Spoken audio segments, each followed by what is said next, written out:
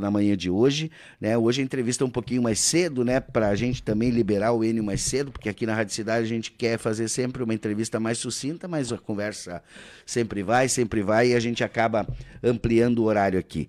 Bom dia, Enio, seja bem-vindo mais uma vez aqui aos estúdios da Rádio Cidade, tudo bem? Bom dia, Cristiano, um prazer imenso conversar com vocês aí, estar aqui na Rádio Cidade mais uma vez para a gente trocar algumas informações e principalmente falar alguma coisa da Cotribá, falar desse ano de 23, de 24, já pensando em alguma coisa em 25. Tá certo. Vamos começar pelo início. Eu acho que uma grande marca do ano de 2024 da Cotribá, sem dúvida nenhuma, é a inauguração, né, Enio, da fábrica de rações, né? Eu acho que deixa uma marca importante aí na trajetória da cooperativa e abre um novo ciclo, né, para a cooperativa, né, com toda essa potência e toda essa demanda que o mercado tem tido aí da questão dos suplementos alimentares aí, né, para os animais aí, e a Cotribá então enxerga isso lá atrás, né, e começa um projeto de desenvolvimento. E hoje, qual é a situação que está ali, como está a operação, já tem alguma ideia de resultados que está trazendo e que impacto isso trouxe para a cooperativa? Bom, eu acho que foi bem feliz na tua colocação que a fábrica de rações ela começou com um projeto lá de discussão que se pensava fazer para o futuro aqui, lá no início logo do passado, dos anos 2010, 2012, aí se pensando o que a gente poderia projetar em termos de agroindústria ligada à Cotribá. Então, o que se achou na época? Já que a gente tinha uma época uma fábrica de ração pequena, então se resolveu naquela época ali começar a trabalhar esse projeto de construir a fábrica. Infelizmente demorou um certo tempo para a gente conseguir todos os recursos necessários, conseguir a liberação de área, enfim, tudo que é necessário para colocar em prática, e foi inaugurado esse ano. Então, o que podemos dizer hoje do andamento? A fábrica não é como a gente ligar um carro, né? Sim. Hoje tu pega um carro novo, ele já passou pela revisão, tu liga ele e tu sai rodando. Nos primeiros dias a gente teve alguns contratempos de funcionamento mesmo de uma fábrica, né, que é normal. E hoje nós já podemos dizer com toda satisfação que ela já está operando com todo o vapor.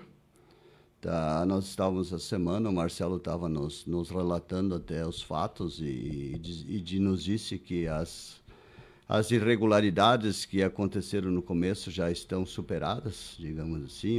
É uma diferencinha aqui, uma diferencinha ali, ou tá muito moído, ou está muito graúdo, enfim, até os ajustes iniciais.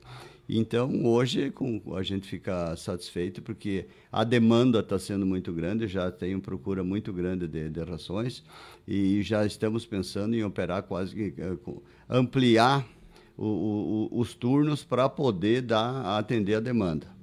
Isso aí demonstra o quê? Demonstra que quando a gente pensou na época, a gente estava certo. Em segundo lugar, isso demonstra que as rações da Cotribá são as rações que têm tradição. Porque se não tivesse tradição, se não tivesse a qualidade, não estaríamos aí hoje com diversos prêmios em Expo Inter e outras feiras.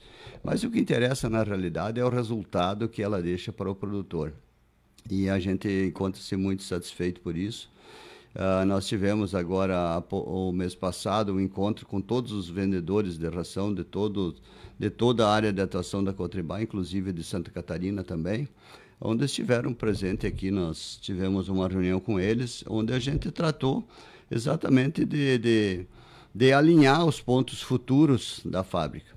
E a gente, resumindo, enfim, a fábrica está operando normalmente dentro daquilo que se esperava e acreditamos agora que, com o tempo do jeito que está indo aqui, com a perspectiva de boa safra para o milho, isso aí também vai ajudar muito aí, principalmente em termos de logística, porque o milho que nós vamos consumir aqui da região, sem dúvida alguma, vai ser de grande valia para a região. Uhum. E para nós, é lógico também, porque vamos ter milho produzido aqui mais perto. Tá certo. Esse é o cenário que, com qualquer dirigente que a gente conversa, que trabalha diretamente com grãos e com os próprios agricultores, que depois de tanto sofrimento que a gente teve nos últimos anos aí, né, Enio, do ponto de vista da produção agrícola, parece que o ano de 2024, a safra de verão aí, o milho já deu essa prévia aí, digamos assim, a perspectiva é que nós tenhamos aí um ano bom. Agora nós tivemos um baque nessa última semana aí, eu queria que tu trouxesse essa avaliação, se isso ajuda ou prejudica o produtor, essa alta gigantesca que nós tivemos no dólar aí, né, passando de 5,70 alguma coisa, 5,60 alguma coisa, para R$ 6,40 aí na cotação. Só quero fazer uma pequena, não é uma correção, fazer um alerta, que nós falamos do milho, com uma expectativa boa em algumas regiões, né? Aqui, nós pegar a região Ibirubá e 15 de novembro, por exemplo, nós tivemos com o problema da estiagem, que deu uma pequena estiagem alguns dias atrás, principalmente o milho de silagem, onde não tem irrigação, esse sofreu muito, né? Esse milho aí, então, tem quebra. Só para nós não dizer que nós passamos nesse assunto aí, porque... Mas a gente, quando fala em milho para a indústria, a gente fala mais em milho de pivô e de outras regiões, então, aí, aqui em torno do Ibirubá. Pois é, a expectativa do dólar, eu estava olhando ontem ainda aí os comentários do dólar, isso aí nos leva a uma instabilidade grande, pensar o que vem pela frente. Porque as lavouras que estão implantadas hoje, elas já têm um custo definido. Certo. Agora, as empresas estão falando que na virada do ano vai ter grandes mudanças em termos de preço por causa da alteração do dólar. Então já é um dificultador que nós já vamos ter em relação à safra 24, 25, né? Mas também temos que lembrar uma coisa, que grande parte, digamos, 70% do investimento feito para a cultura da safra 24, 25, ele já foi gasto, que foi a parte de dessecação, 2 tratamentos, provavelmente vai até o final do ano, já vai no segundo tratamento, semente, adubação, enfim, esses corretivos todos já foram gastos. Nós vamos ter 2 ou 3 tratamentos e mais a parte de inseticida que vai para o ano que vem. E isso aí, sem dúvida alguma, vai refletir muito dentro dos custos de produção. E mais ainda, se pensando no ano que vem. A gente tem acompanhado dos economistas que são especialistas em falar do agro e falar de economia, e economia ligada especificamente ao agro, e eles dizem que a tendência para o ano da safra 25-26 também vai ser muito complicado em termos de preço de insumos comparado com o preço do grão. E a gente tem seguido a orientação, e até na propriedade da gente, a gente tem dito que a gente tem que procurar reduzir ao máximo os gastos, aquilo que não é necessário. E aí entra uma questão técnica, porque os técnicos dizem que a gente tem que investir para poder colher. Certo. Certo. E os economistas dizem que tu tem que investir menos para ver se tu gasta menos para poder sobrar mais. Então a gente entra nesse atrito aí. E aí essa equação nem sempre dá muito certo. Não, eu acho que os dois têm razão na realidade. Na realidade, os dois têm razão. Mas nós precisamos muito, sem dúvida alguma, em primeiro lugar, é que o tempo corra bem. Eu acredito que essa variação do dólar nessa safra 24, 25 agora que está plantado, ele não vai influir muito no custo pelo que eu te disse, né? Porque muito já foi... E na comercialização, Enio? Na comercialização também não influi, porque hoje, como a perspectiva da safra é muito boa, dizem os entendidos que a gente tem que acreditar em alguma coisa que eles dizem. Eu não entendo de mercado, porque se eu entendesse de mercado, eu não estaria aqui, né? Sim. E ninguém entende, todo mundo dá palpite no mercado. Dizem os entendidos que o mercado, como vai ter superprodução, estão estimando superprodução no país, no estado e no mundo. No estado, eu tenho certeza, a gente tem certeza que não vai ter superprodução, em primeiro lugar, porque as lavouras foram muito mal plantadas. Tem regiões do estado que, por conta da enchente, né, vai ter aí tudo. E aqui mesmo para cima, nós tivemos muitos solos, aqui na região norte, do centro para o norte, aqui, que foram sugados com a chuvarada ou foram lavados com a chuvarada e que não tiveram condições de recuperação ainda. Então, eu não acredito muito em super safra no Rio Grande do Sul, mas há uma estimativa muito grande que vai ter uma super safra na região, no Brasil inteiro, que vai ter uma super safra na Argentina e que o mundo todo está com excesso de grãos. Então, tudo isso aí também, a alta do dólar vai poderia interferir dentro do mercado se tivesse uma redução da safra. Entendi. E isso aí não se espera, e ninguém quer redução de safra, todo mundo quer grande produção com bons preços, né? E aí que vai ficar a grande dificuldade também, mas eu acho que isso aí é uma coisa que a gente não pode pensar o que vai ser para frente. Nós temos que enfrentar as realidades hoje. E a realidade hoje do produtor, qual é que é? Ele precisa colher uma safra, em primeiro lugar, para diminuir um pouquinho daquele passivo que ficou dos outros anos. Esse é o grande desafio. Porque a gente tem trabalhado incessantemente. Essa semana ainda tivemos um pessoal da FECOAGRO que estava aqui na cooperativa, que vieram de Brasília, trazendo informações ainda na expectativa de que venha alguma coisa. Ontem à noite, as pessoas ligadas aos grupos não formais, digamos assim, que existem dentro do Estado, entre eles o SOS e outros grupos que tem por aí, nos procuraram pedindo informações, pedindo saber como é que eles poderiam nos ajudar, porque eles também estão sentindo que todo o produtor, o anseio que o produtor tinha de ter essa ajuda, não veio. Então, na realidade é o seguinte, nós saímos falando do preço, saímos falando do problema do dólar e acabamos caindo, voltando, discutindo a situação aquela do agricultor, do passivo que ele tem hoje dentro da sua propriedade. Engraçado que ontem os deputados aprovaram na Câmara dos Deputados aí uma medida de socorro aos estados de perdão de dívida, né? Que em torno aí de, parece, 800 bilhões, né, que os estados devem para a União. Eu fico pensando por que a nossa bancada, né, por que os nossos deputados não colocam na pauta essa questão do perdão das dívidas dos produtores, ou todo mundo, a gente sabe o tamanho que tem a bancada do agro, por exemplo, lá em Brasília, né? Todo mundo tem essa ideia, e quando a gente vê que as medidas do governo, elas vêm ali muito na publicidade, muito nos anúncios, mas na vida efetiva, a hora que o produtor chega lá no banco, lá, a vida não está diferente do que ele está acostumado a conviver, né? Tem produtores que realmente precisam de perdão de dívida. Isso aí não existe. Tem produtores que não precisam de perdão de dívida. E eu acho que isso é que tem que ficar bem separado, e eu acho que isso que está faltando. E eu ainda acredito que o governo vai fazer isso aí. A gente tem contato com político de todos os segmentos de partidários, e a gente acredita que vai ter alternativas. Em princípio, a gente já tinha a ideia de que a esse ponto que chegamos hoje era o pensamento inicial do governo federal. E semana passada, quando eu estava voltando de viagem, o deputado Bongás me ligou, que a gente tem um contato com ele bem estreito, um relacionamento bem aproximado pela vereadora Jussara, na época aqui. Precisamos destacar quem realmente se envolveu. E ele nos colocou algumas situações, e em umas situações já está acontecendo aquilo que ele nos relatou. Então, a gente acredita que agora,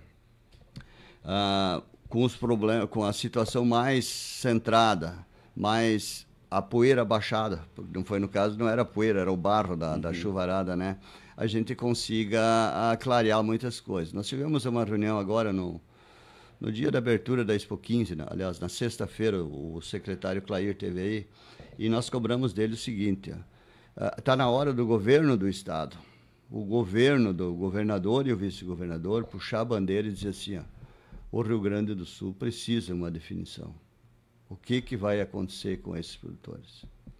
É eles que têm que puxar, não é uma organização aqui, organização lá, outra colar, enfim. Tem que estar na hora do Rio Grande. Tem que ter um pacto federativo nessa questão. E tem que ser né? puxado pelo governo do Estado. Não deve ser puxado pela sociedade, por uma instituição ou outra. Eu acho que as instituições têm que apoiar.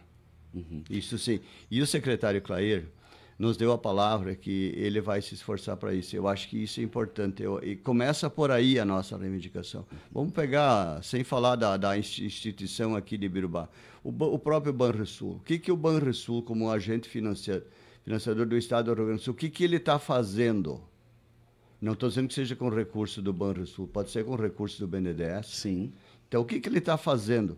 Esse casamento, essa aproximação, quem tem que fazer é o governador e o vice-governador do Estado, ou pelo secretário da Agricultura, não estou estou cobrando de ninguém. A gente tá dizendo que esses são os responsáveis. Não adianta ter Farsul, FETAG, Osergs, FECOAGUA, enfim.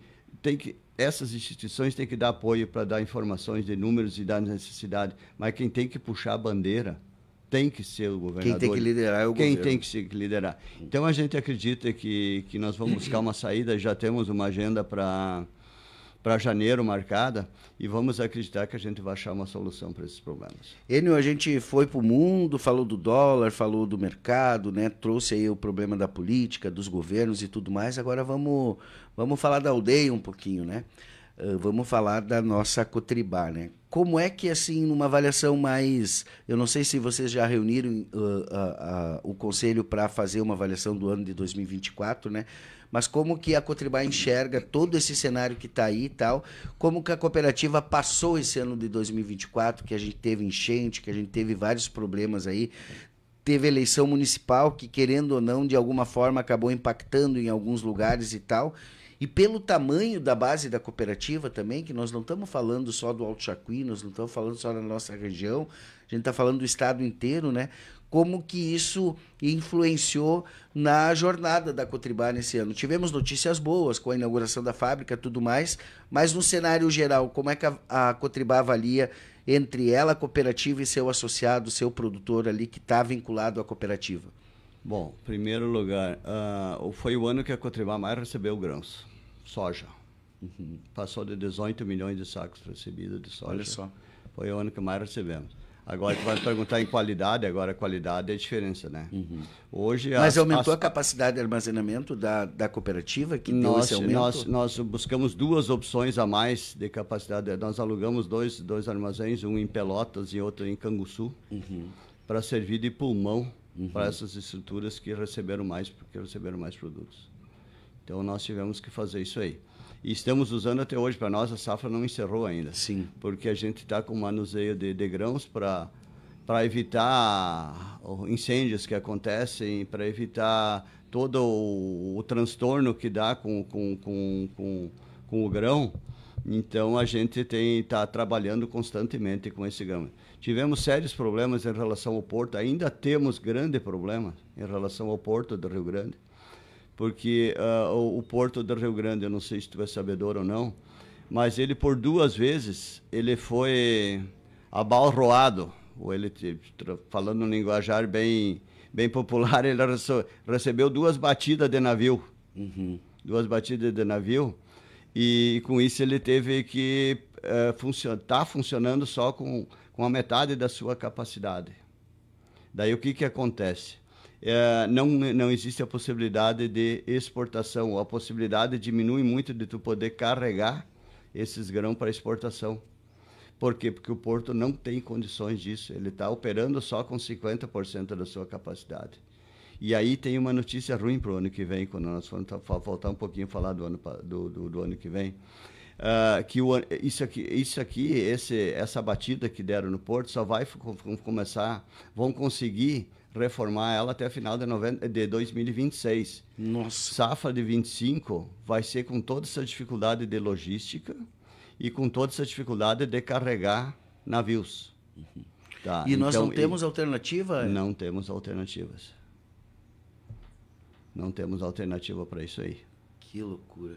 Então para você ver como as coisas... Se nós tivesse, por exemplo, só divagando aqui, uma pessoa que não conhece muito de logística, quase nada.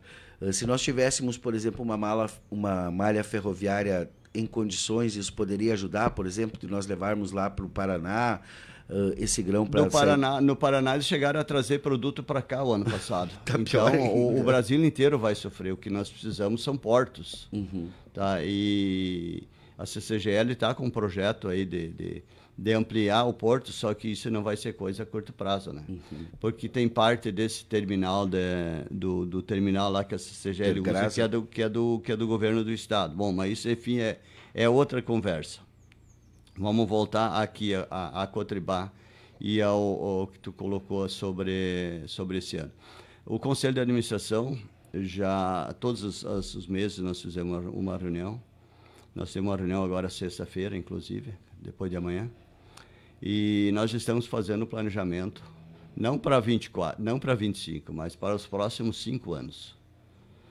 Nós todos os anos fizemos o nosso planejamento, revisamos ele, sempre pensando nos próximos 5 anos, para saber o que vai acontecer.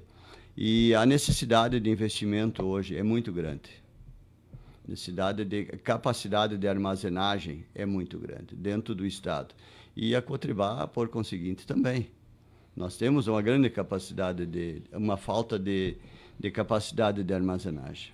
Então, nós estamos buscando, só que esse ano não vai ter mais tempo de nada, porque Sim. não é por causa da Cotribá, é que as empresas que fornecem material para as empresas que instalam silo, que fazem toda a construção, também foram atingidas pela chuvarada, também agora que estão voltando à atividade.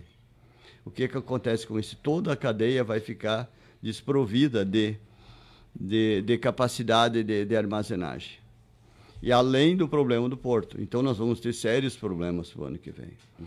Mas a gente acredita que, com o jeito que sempre se deu, com o trabalho que a gente sempre fez, que a gente vai conseguir, vai ter que, a gente que eu disse é todo o segmento, não é a Cotribá sozinha, todo o segmento vai buscar uma forma alternativa de armazenagem na época, aqueles silos bags, enfim, todas as opções que existem. Depois de seco o produto, tu armazena ele e deixa ele guardado até o momento que vai se fazer. Isso se for uma safra normal, né?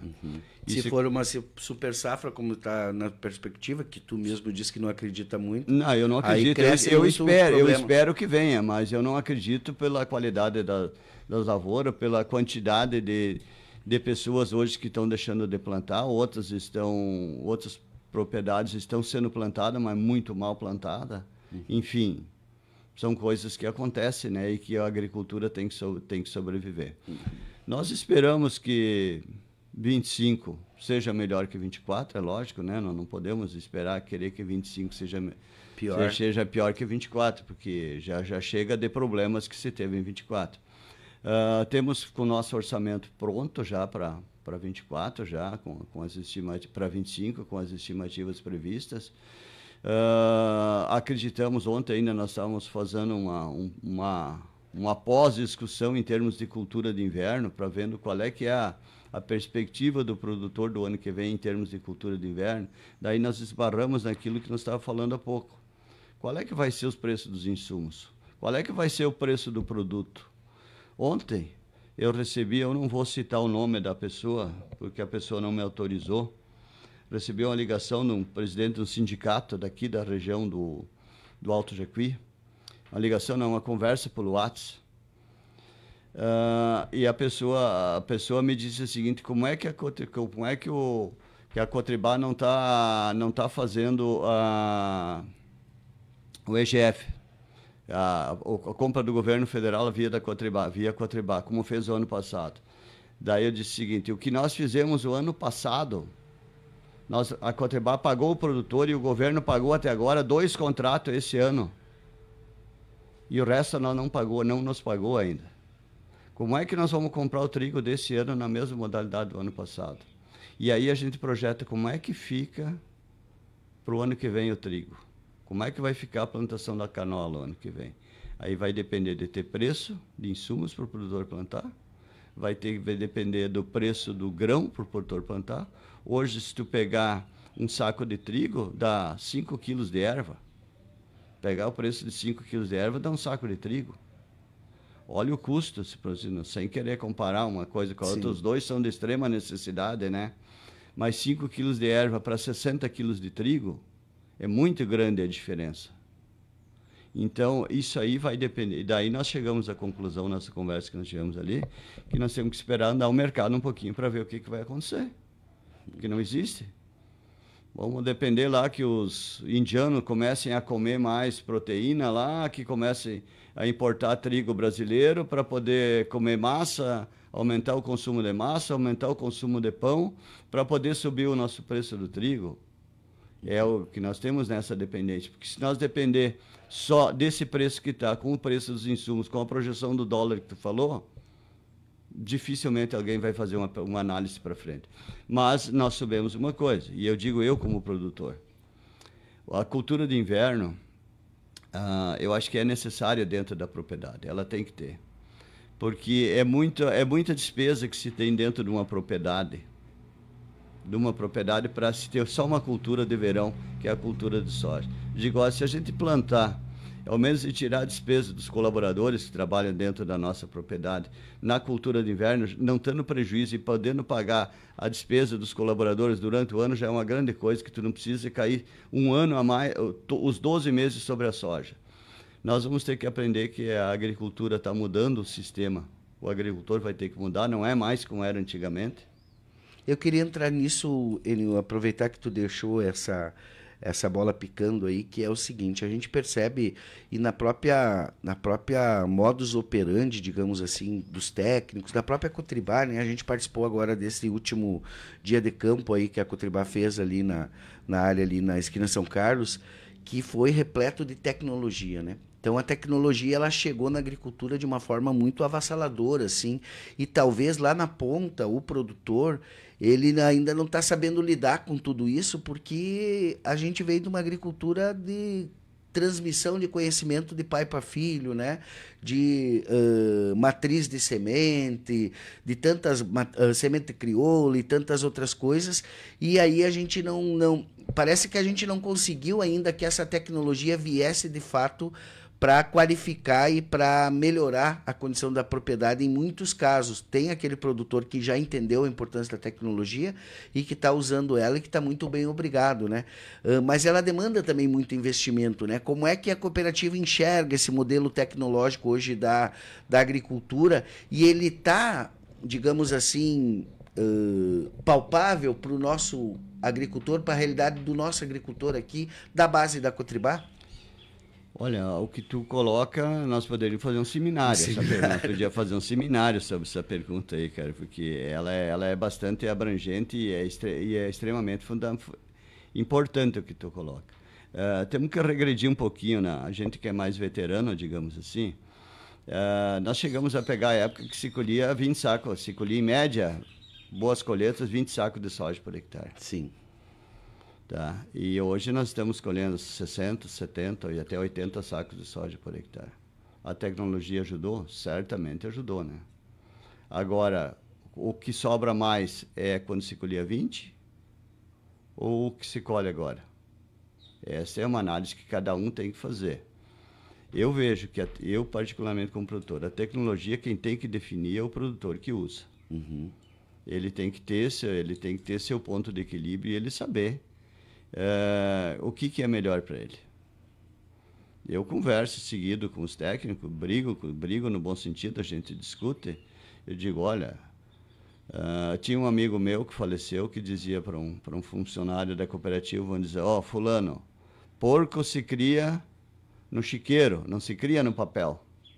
Porque no papel é a matemática, né? Fazer o cálculo, tu produz tantos leitões, os leitão com tanto dia, com tanto de alimentação, chegavam lá, dá um resultado de tanto. Essa pessoa diz o seguinte, fulano, porco se cria no chiqueiro, não é no papel. A mesma coisa é a lavoura se calcula na propriedade, não é no papel. Eu acredito que a tecnologia ela vem para ajudar, ela tem que vir para ajudar. E eu sempre digo para os nossos técnicos, e isso eu não estou dizendo aqui porque estou contigo aqui na rádio, não. Isso os técnicos são testemunho. Em todos os lugares que eles tiverem, que eles vão, que tem lançamento com empresas e coisa e tal, eu digo, olha, vocês não devem embuchar o produtor. Essa é a orientação da Cotribá. Ela não deve embuchar o produtor. Vocês têm que colocar à disposição do produtor. Quem tem que fazer, orientar, é lógico, tem que orientar. Mas quem toma a decisão é o produtor. Quem tem que tomar a decisão é o produtor. Porque a tecnologia ela tem que vir para melhorar. O produtor é que tem que saber seus custos e saber quanto ele pode gastar e quanto sobra, né? Porque ele muda muito de uma lavoura para outra. Isso aqui não é uma receita médica. Ou uma receita, nem a receita médica é igual de um para outro, mas se tu está com uma gripe, provavelmente der uma contaminação aí meio generalizada, quase tudo a receita, tipo o Covid, a receita era mais ou menos igual para todo mundo, né? Para solucionar o problema da Covid. Agora, para te produzir, a receita não é a mesma de um para o outro. Vai depender do solo, vai depender do custo financeiro, se o cara tem capital para investir, se ele tem que pegar no banco, se ele tem que pegar seguro, se ele tem que pagar para o agro, enfim. cada um muda de um para outro, né? Mas a tecnologia ela tem que vir para ajudar. E eu acho que a tecnologia ajuda. Entendi. Enio, ainda fazendo, tu trouxe uma questão antes aqui que eu acabei deixando passar, entrando nesse tema da tecnologia, mas eu acho que é importante a gente refletir. Tu fala da questão da importância de construir um diálogo com o produtor, da importância que tem a safra do inverno para ele garantir aí o custo da propriedade durante todo o ano, né? Isto é, digamos assim, a gente está começando a olhar para isso por conta de que aquele meio de sobrevivência, digamos que quase mensal do produtor, ele está cada vez diminuindo mais, que é a questão da bacia leiteira? Sem dúvida alguma. Isso aí, Cristiano, isso aí é uma coisa muito importante também. Eu disse que tu tem que levar para fazer um seminário agora, a nova gestão assumindo aí. É uma preocupação muito grande hoje que a gente tem. Não é só na bacia leiteira, mas é a sucessão da propriedade. Sucessão. Da propriedade. A gente tem um ditado, ou tu quer ter tuas pessoas, tua família, eles vão ser teus sucessores ou teus herdeiros. Uhum. E eu vou pegar aqui em Birubá. Nesses dias nós estamos fazendo um trabalho a nível de Cotribá e não é só Cotribá, todas as pessoas estão envolvidas com isso aí. Estava falando com o Sicredi esses dias, com a Coprel também, conversei com o pessoal da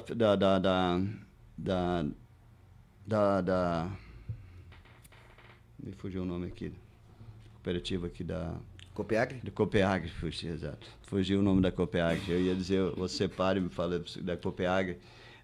Conversei com eles ali esses dias, tempo lá no aniversário da Vence Tudo. Daí dizendo o seguinte, olha, nós temos que trabalhar em conjunto.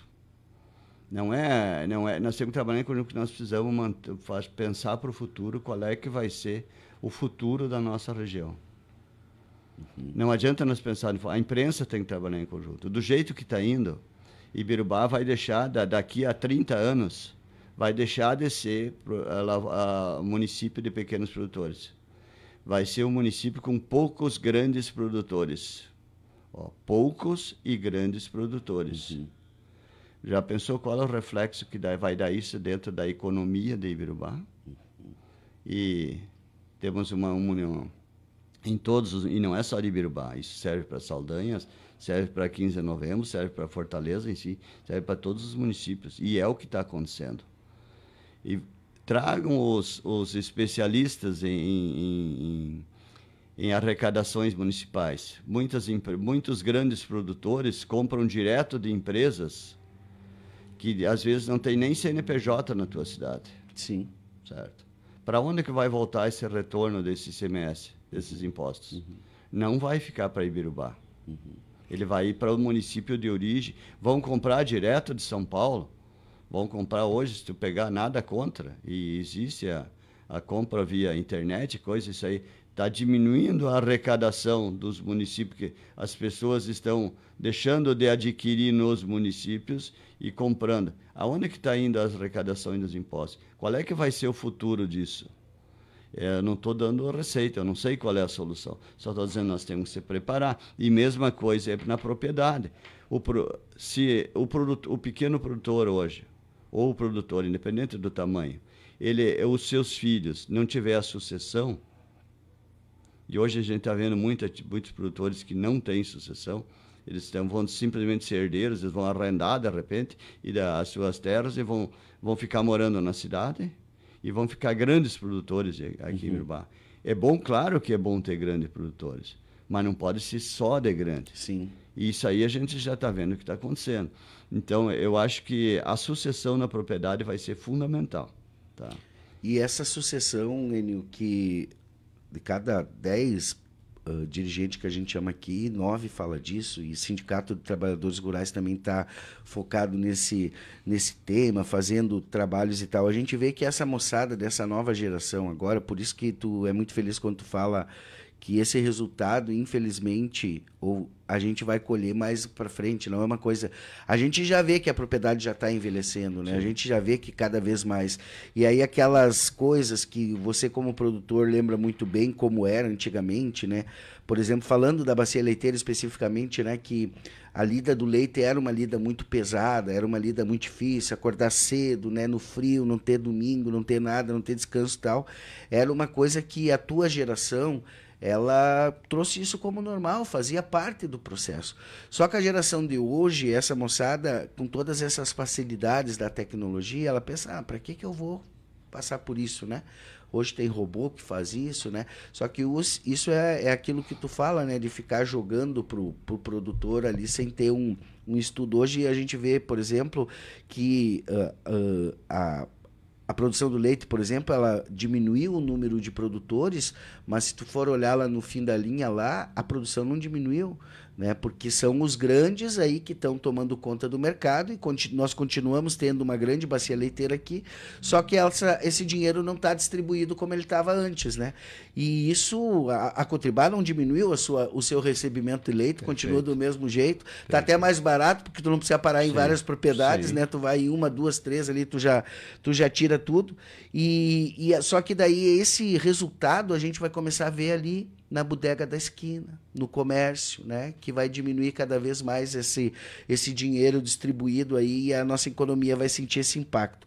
Mas aí a gente vê projetos importantes e eu queria que tu falasse um pouquinho da questão da Cotribá, nessa questão da gente construir uma cultura, porque a gente vê que essa moçada até gosta da agricultura, né? Tem um monte de influencer do agro, aí, meninada jovem e tal.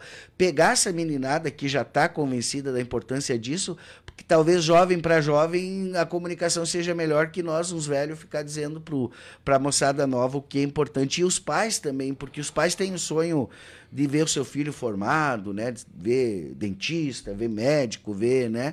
Mas então vamos construir também com as famílias essa coisa. Mas quem sabe, então, tudo bem, vai formar, mas vamos formar em agrônomo, técnico agrícola, né? Veterinário, nessas profissões que dialogam com a cadeia, né? Esse é um trabalho bastante importante que tem que ser feito. E eu acho que depende, não é só uma instituição responsável. Acho que vocês da imprensa, vocês têm um papel muito importante nisso aí. Eu estava citando esses dias, vou repetir o que eu disse para um grupo de jovens aí, que nós estamos fazendo uma capacitação para o jovem produtor de leite. O que eu disse para eles foi mais ou menos o seguinte, o que vocês vão receber de herança é uma empresa, uma propriedade, é uma empresa hoje, certo? E uma empresa, ou tu pega ela, ou tu vai ser, se tu vai pegar ela, tu vai assumir ela como empresário, tu pode fazer ela crescer. E eu citei como exemplos aqui, eu peguei a RS 223 e peguei, vindo de Cruz Alta para cá, e citei isso aí, vou citar. Vamos pegar a Grandesp, por exemplo, que está ali, uma empresa familiar, né? A Grandesp, eu conheci o seu Stegner, o pai deles, tá? Quando ele era pequeno produtor. Os filhos vieram, que eles fizeram crescer a propriedade. Certo? Vamos pegar do lado de cá um pouquinho, tem o pessoal da Pavi. O Milton Statlober tinha 2, 3 caminhões, 5 ali. Os guris deles pegaram na transportadora, fizeram crescer. Vamos pegar a Vence Tudo. A Vence Tudo era uma pequena indústria. Os guris vieram, assumiram com o seu Nelson, fizeram crescer. Enfim, daí tu pode pegar toda essa RS aqui. Quantos exemplos nós temos assim de empresas que fizeram, e tanto tem no ramo de indústria, no ramo de transporte, como no ramo agrícola. Então, o que o jovem deve procurar entender, que ele vai receber uma empresa na mão. Agora, o futuro dessa empresa depende muito dele. Depende dele olhar. Ele vai querer ser patrão ou ele vai querer ser colaborador de uma empresa ou funcionário de uma empresa? Essa é a definição que o jovem tem que ter. Se ele quiser ser colaborador, ok. Se ele dizer, não, eu quero ser só empregado, funcionário, nem é empregado, a gente troca os termos. Se ele quiser ser funcionário de uma empresa, ok, não tem problema nenhum. Mas ele está deixando de ser empresário. E como é que vai ficar os filhos dele depois?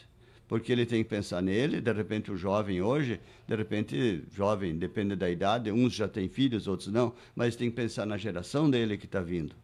E eu acho que isso vai depender muito do trabalho que vai ser feito por todos nós. Tá? Todos nós precisamos fazer esse trabalho, porque a leitura que se tem para frente, Cristiano, ela é horrível. Pode Sim. fazer essa leitura de sã consciência. Quanta gente, olha, eu recebi informação ontem de uma família tradicional do leite, onde tinha, eu acredito que 15 pessoas envolvidas, entre familiares E agregados. e pessoas trabalhando, colaborando, que saíram da atividade leiteira. Não estou dizendo que a gente sabe que dá trabalho, mas é aquela história, todo mundo... E cresceram, essa família cresceu. Agora ninguém assume. O que vai ser do futuro das gerações desses aí? Certo.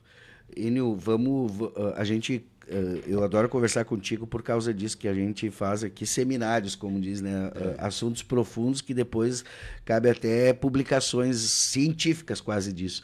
Mas eu queria entrar muito ainda na questão da Cotribá, que a gente já está indo para a reta final, não sei como é que está teu tempo aqui, que é em relação a faturamento, né? Qual é o impacto que este ano tão atípico teve, Enio, no faturamento da Cotribá? A gente vem, eu me lembro quando eu cheguei aqui em Birubá, que a capa do jornal Alto Jacuí, uma das primeiras capas aqui que eu fiz como editor do jornal, era daquele faturamento de 4 bilhões, né? Isso. E aí a gente... Depois, o ano passado, deu uma diminuidinha, mas não foi muito significativa, né?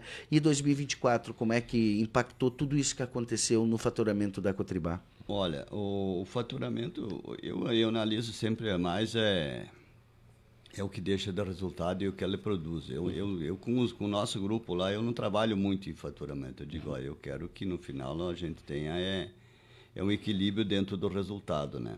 Mas temos que lembrar que quando tu veio para cá e quando se falava, nós falávamos que o soja estava a 180, 200 reais a saca, né? Sim. Então, o faturamento esse ano aí, ele deve girar em torno de 3.200, 3.300, vai ficar nisso aí esse ano. Pela informação que a gente tem da FECOAGRO, é o mesmo percentual das outras cooperativas. Até nós devemos mudar um posto em termos do ranking de faturamento das cooperativas, subir um deles, por causa do grande recebimento que nós tivemos. Então, a gente não vê. Mas o faturamento de todas as empresas, eles reduziram, porque o faturamento ele é calculado em cima do preço naquela época, o soja estava a 180, o trigo estava a 100, 110, o preço da tonelada de adubo estava a 4 e pouco, 5, esse ano, felizmente, saiu a 2 e uns quebrados, 3 nessa base aí. Então, isso aí faz os reflexos. Mas é um ano que a gente encerra, digamos assim, no verde. Não satisfeito. Não satisfeito, porque ninguém pode se considerar satisfeito com um ano como aconteceu disso aí. Mas satisfeito, feliz por ter passado essa dificuldade, tá? Sabemos que as perspectivas para os próximos anos, nós temos que fazer essas leituras desses negócios. Assim como a gente estava comentando, nós fizemos essas leituras aqui com o nosso grupo interno e tomar algumas ações, porque a gente acredita que vai ter uma mudança muito grande na economia, e não é só no ano que vem, nós não podemos pensar no ano que vem. A Cotribá tem que pensar na sua perenidade, e Sim. é isso que a gente busca, né? Então já tem que pensar nas ações que vão refletir daqui a 10 anos. E a gente já está pensando nisso aí. E a gente vai, o nosso conselho de administração está atuante. Daqui uns dias nós temos uma reunião do conselho consultivo. Eu vi que a Coprel já fez uma agora, semana passada, com o conselho consultivo dele. Nós vamos fazer com nós também e vamos trazer esses assuntos. Muitos assuntos que nós conversamos hoje aqui. Nós vamos trazer para a realidade para, digamos assim, dar o norte com esse grupo que nós temos, que nós chamamos de conselho consultivo, que é o que a gente ouve, porque a gente não consegue ouvir todo o quadro social. É muita gente no estado inteiro, não tem, são 10 mil associados, Não tem como sair ouvir daí. Então, a gente tem representantes em cada município e aqueles municípios a gente vem trocando ideia. E daquilo ali para que eles também já saiam claro e que eles também se preparem. Porque não adianta a gente ter um planejamento, a gente como cooperativa, e querer guardar ele a 7 chaves. Não. Eu acho que o nosso produtor tem que saber, porque vai depender muito das ações dele também, né? Ele tem que saber que ele vai ter problema na sucessão futura, que ele vai ter problema do preço dos insumos ano que vem, que ele vai ter problema de falta de estocagem ano que vem, que ele vai ter problema de carregar seu soja lá no porto. Então, toda essa cadeia tem que funcionar. Então, a gente acredita que tudo isso aí agora, nos próximos dias, a gente consegue alinhar. Mas encerramos 2020, estamos encerrando ainda, temos ainda 10 dias mais ou menos aí que vão ver os fechas dos números, ainda tem muita coisa por carregar agora de produto, medição de silo, aí ver o que tem de produto, porque tem muitos armazéns cheios ainda de grão. Uhum. E a gente está fazendo essas cubagens aí para ver um fechamento de balanço bem concreto. Uhum. Uma das coisas que a Cotribá aposta bastante, assim, é também essa questão do transformar o produto in natura, não depender tanto, né, da exportação e tal, e ver o que pode agregar valor do que se tem e que a gente possa transformar em produtos. Tá? Então, a gente teve investimento na fábrica de ração e tem aí essa questão do biodiesel, que começa a ganhar um pouquinho mais de força de novo aí, não sei, posso estar equivocado aqui na minha análise, como que esses projetos mais estratégicos, assim, né, que agregam aí valor ao produtor, estão aí para 2025 para a cooperativa? Olha, nós dentro do que... Eu fui viajar agora há poucos dias atrás, um grupo de 25 cooperativas do Paraná, Santa Catarina, São Paulo e Rio Grande do Sul. E muitas delas têm indústrias de biodiesel. E a gente trocou muita informação, digamos assim, trocamos muitas curiosidades que se tem. E todo mundo, principalmente pensando no que vem no futuro, tá? E a gente acredita que é uma das alternativas para o futuro, não resta dúvida. É uma das alternativas. O problema todo é o momento que se vive hoje. Como é que tu vai fazer um investimento e apostar num país que está com uma economia bastante instável hoje? Nós precisamos... Hoje a gente sabe que o governo está concorrendo com, e não estou falando mal do governo, mas ele está concorrendo por causa do seu déficit de caixa, ele está concorrendo com a economia privada e com isso aumentando os juros, né? Uhum. O governo está pagando 14% ao ano para poder ter desafogo de caixa, né? Então, isso aí é complicado de fazer esse investimento. A gente sabe, a nível desse CGL, a gente acredita que individualmente... é inviável hoje qualquer uma individual por causa do tamanho, por causa que o Rio Grande não tem não te dá essa capacidade de tu ter uma sozinha fazer. Tem que ser em conjunto. Tá? Nós conversamos via CCGL. É exemplo disso, né? O CCGL é um exemplo disso aí. E a CCGL também chegou a puxar um assunto desses aí. Existe hoje um movimento do Estado, de 3 cooperativas que estão puxando essa conversa também, mas eles também não têm nada, pelo que a gente tem de informações, nada concreto ainda, apenas são estudos, viabilidades de estudos de projeto, assim como a gente teve no passado a Coperjacuí, tá? Que a gente tinha parceria com a Aurora, depois chegamos a pensar de forma separados também, mas eu destaco sempre é difícil nós pensarmos hoje a nível individual de qualquer coisa nesse segmento sozinho, não existe. Hoje tem que ser em grupo, é a única forma de a gente poder viabilizar. Uhum. E inclusive dentro do nosso primeiro Black Store de toró de palpite, digamos assim. Toró de palpite é ótimo. É mais fácil a gente dizer, né, do que falar em inglês. Daí o nosso toró de palpite entre o conselho saiu essa linha. Pô, mas e a indústria? E daí nós chegamos à conclusão, conversando, que é inviável hoje qualquer uma sozinha querer abraçar um negócio desses aí. Hoje não existe estrutura para isso, não existe ninguém no Estado que tenha capacidade para isso. a não ser que tu consiga criar uma coisa bem diferenciada com um nicho de mercado, alguma coisa que possa surgir para o futuro aí, que de repente pode ser que surja. Tá certo. Enio, tu disse aqui que a ideia é projetar os próximos 5 anos, né? Então, o que já tem mais ou menos assim na direção da Cotribá, nesta conversa que vai ter com o Conselho aí, com este grupo mais ampliado, né? O que a Cotribá projeta, então, para os próximos 5 anos? O que deu para executar do último planejamento e o que se projeta, então, para frente? Tem alguma coisa ainda... que eu acho que o grande marco que ficou desse ciclo que encerra em 24, com certeza foi a fábrica de ração, né? Que foi a grande conquista e o grande investimento da Cotribá, né? Mas nós tivemos outros grandes investimentos em 24, e nos últimos anos nós temos feito muitos investimentos. Foi feita a unidade de Cachoeira, foi feita a unidade de Encruzilhada do Sul, cara. São 2 unidades, foi ampliado diversas unidades aí. O que se pensa para o futuro, sendo bem objetivo e sem querer enrolar na resposta, como se diz assim, nós precisamos investir em estrutura de armazenagem.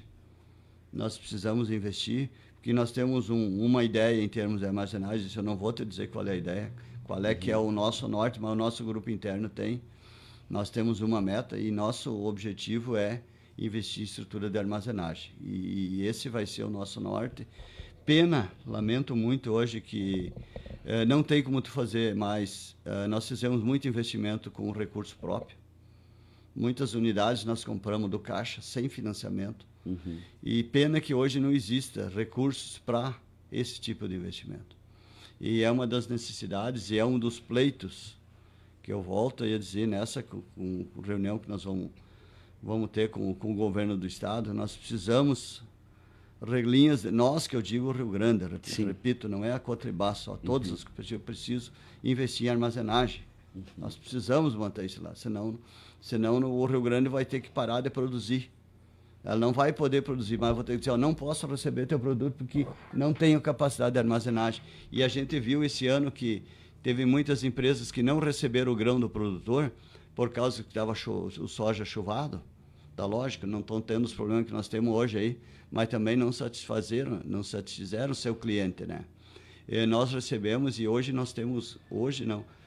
a gente tem uma grande necessidade de armazenagem, então o nosso foco vai ser buscar recursos para aumentar a capacidade de armazenagem. Isso aí não tenha dúvidas nenhuma, que o foco da cooperativa continua sendo o fazer seu trabalho, né? Sim. E é lógico que também aí entre as questões extra aí que a gente tem que fazer, né? Nós precisamos, aí não é de planejamento, é fazer com que o produtor seja mais rentável da porteira para dentro.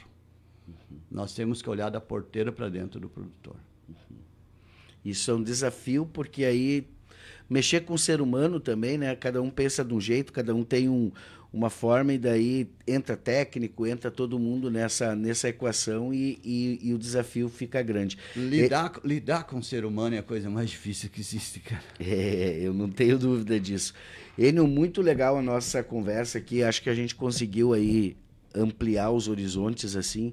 Desejamos aí, enquanto Rádio Cidade, tu sabe que essas portas estão sempre abertas aqui, que o ano de 2025 para Cotribá seja um ano repleto de conquistas, assim como tudo que aconteceu nesse ano de 2024. Mesmo assim, a Cotribá mostrou para a gente, né, o que é possível, né, que é possível com responsabilidade, com um olhar sempre nessa perspectiva de pensar da porteira para dentro, porque se não pensasse da porteira para dentro, não tem por que existir. Não tem por que existir, né? Porque a cooperativa só existe para isso, né? Para que as coisas sejam mais rentáveis, sejam mais felizes da porteira para dentro, né?